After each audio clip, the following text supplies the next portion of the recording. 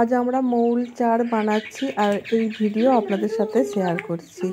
এই মৌলের চারটা বানাতে আমরা এখানে চিটে ব্যবহার করেছি 5 কেজি, আর লাল ঘিয়ের খাঁকড়ি নিয়েছি 1 কেজি, মাখন গাদ নেওয়া হয়েছে 500 গ্রাম, আর ভেষজ মশলা যেমন একাঙ্গি, বজ, এই নানা রকম মশলা তো আছে, এগুলো ভেজে গুঁড়ো করে রেখেছি।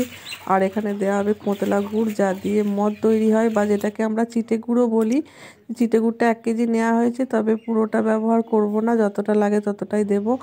এবার এক এক করে এই সমস্ত গুঁড়ো মশলাগুলো দিয়ে দেওয়া হবে।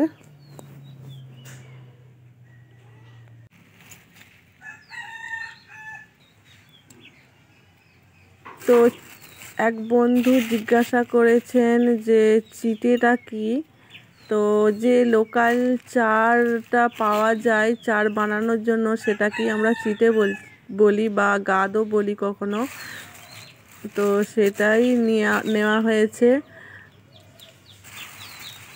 আর এর মধ্যে আমরা লাল ঘিয়ের খাঁকড়ি দিয়েছি,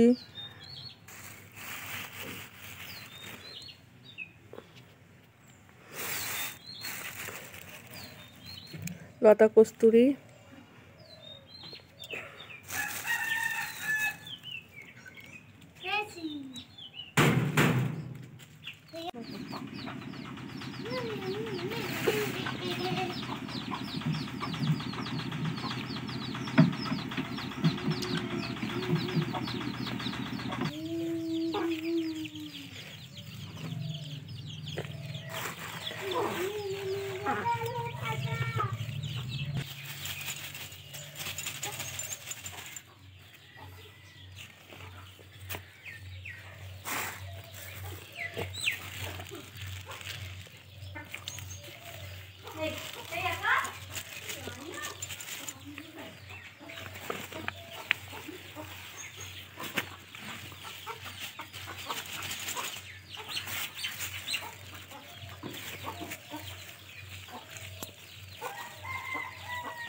এলাচ, দারচিনি, ছোট কাকলা, স্টার অনিস, জায়ফল, জয়িত্রী, এলাচ সব রকম দিয়ে একটা মশলা বানানো ছিল। মশলাটা দিয়ে দিচ্ছি মৌল চার বানানোর জন্য। এমনিতে একাঙ্গি, ঘোরবজ সমস্ত মশলাই সব রকম দেয়া আছে, এখানে 6 থেকে 7 রকম মশলা দেয়া আছে। তারপর আমরা এই মিষ্টি মশলাটাও আমরা যোগ করছি এর সাথে।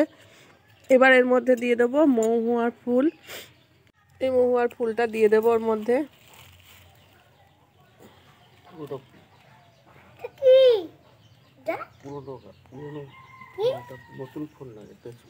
নতুন ফুল নয়, এটা পুরনো ফুল। আপনাদের নিশ্চয়ই দেখে বুঝতে কোনো অসুবিধা হচ্ছে না। 1 কেজি মহুয়া ফুল নিয়েছি। মাখো।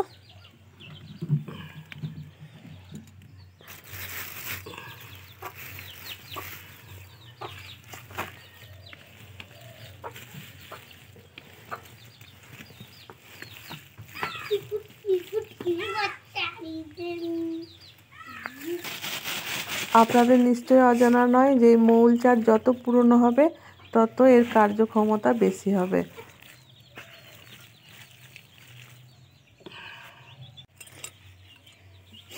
এর আগেও আমরা মৌল চার বানানোর ভিডিও দিয়েছি। তো এই পদ্ধতিটা কেমন লাগলো অবশ্যই কমেন্ট করে জানাবেন। দেখা হচ্ছে পরের ভিডিওয়। ততক্ষণ প্রত্যেক বন্ধুরা ভালো থাকবেন, সুস্থ থাকবেন। সেন্টটা ঠিক আছে।